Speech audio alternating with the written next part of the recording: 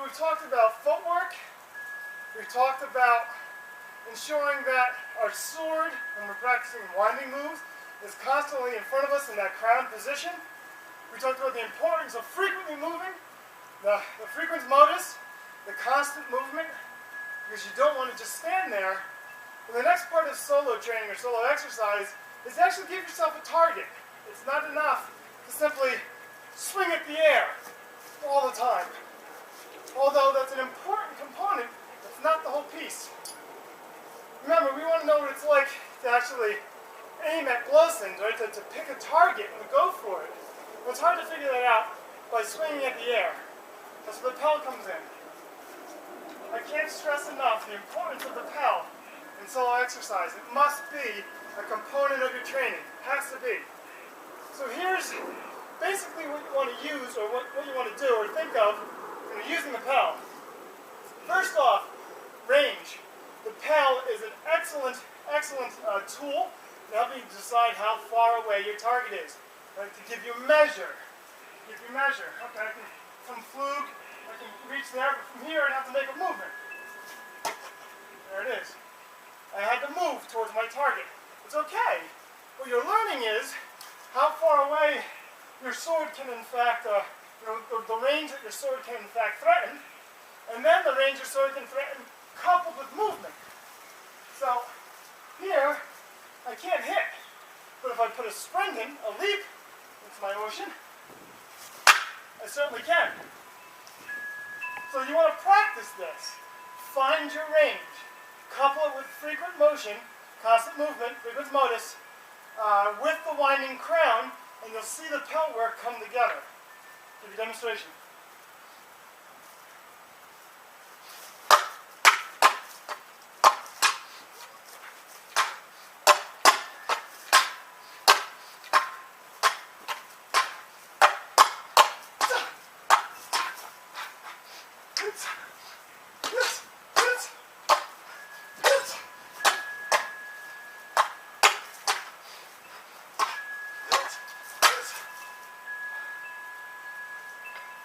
So there you saw all those elements incorporated.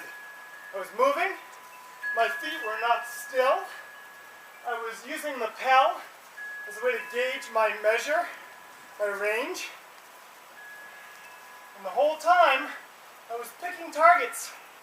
So I had some Zwerkhows, which are about my head height, right, oops, about here, Zwerkhows, coupled them with some Uberhows, as Meyer describes it, an Uberhow on that angle here.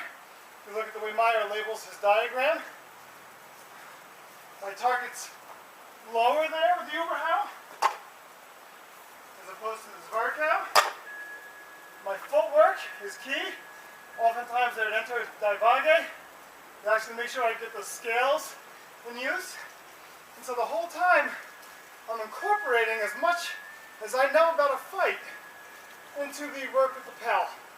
Motion, covering, attacking using the winding techniques while my hilt is up in the crown position, and never stopping. Unless you want to break up the rhythm, which is fine. As you saw, I broke up the rhythm, got a couple thrusts in. But when doing that PEL work, you really get a chance to practice multiple techniques and combinations. And this is where your solo exercise kind of comes together. All that footwork, all the flourishing, or the swinging through the air will come together when you realize where your target is and how you need to get to it.